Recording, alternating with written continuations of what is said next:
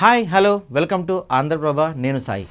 కేంద్ర ప్రభుత్వం నరేంద్ర మోడీ దయ చూపిస్తే చాలు ఏపీలో జగన్కు ఓట్ల పంట పండుతుంది. అంతేకాదు ఆయన చరిత్ర పురుషుగా కూడా రికార్డులు ఎక్కుతారు. ఇందుకీ ఏమిటి విషయం అంటే గత 85 ఏళ్ల క్రితం నాటి పోలవరం ప్రాజెక్ట్ అనేది చెప్పాలి. ఈ ప్రాజెక్టు విషయంలో ఇప్పటిదాకా అన్ని ప్రభుత్వాలు కృషి మాత్రమే చేస్తూ వచ్చాయి. దాన్ని పూర్తి చేయడానికి ప్రయత్నం అయితే చేయలేదు. పోలవరం ప్రాజెక్టును పశ్చిమ గోదావరి జిల్లా వద్ద నిర్మిస్తున్నారు. ప్రాజెక్ట్ నిర్మాణ వ్యయం 20,000 కోట్లు అయితే పునరావాస ప్యాకేజ్ దాదాపు 35,000 కోట్ల పైన ఖర్చు చేయాల్సి ఉంటుంది.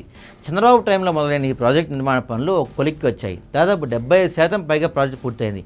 అయితే పునరావాస పనులు మాత్రం కేవలం 22% మాత్రమే జరుగుతూ నత్తనడకన ఉన్నాయి. ఇక ప్రాజెక్టు ప్రోటోకాలం ప్రకారం చూస్తే 2 దశలుగా ప్రాజెక్టు పూర్తి చేయాల్సి ఉంటుందని నిపుణులు చెప్తున్నారు. తొలి దశలో 41.15 మీటర్ల ఎత్తులో నీటిని నిల్వ చేయడం చేస్తారు.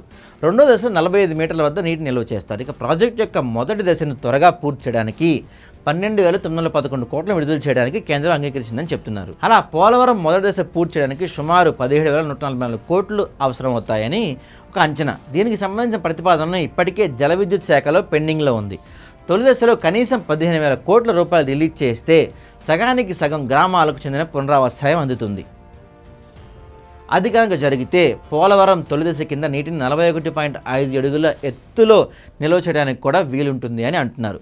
దీని మీదనే ఇటీవల ఢిల్లీ వెళ్లి మరీ ముఖ్యమంత్రి వైఎస్ జగన్ ప్రధాని కలిశారు. నిధులు పోలవరం విషయంలో సత్వరం రిలీజ్ చేయాలని కోరారు. ఎన్నికల నోటిఫికేషన్ వచ్చేలాగా విడుదల చేస్తే బాగుంటుందని సూచించారు. మరి కేంద్రం ఈ విషయంలో ఏ నిర్ణయం తీసుకుంటుందో చూడాలి.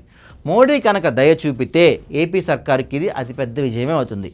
తొలిదశ పోలవరం ప్రాజెక్టు పూర్తి అయ్యేందుకు మార్గం సుగమవుతుంది. దాన్ని చూపించి వచ్చే ఎన్నికల్లో జనం వద్దకు మరింత ధీమాగా వెళ్లే అవకాశం ఉంటుంది. మరి కేంద్రం ఎలా రియాక్ట్ అవుతుందో చూడాలి.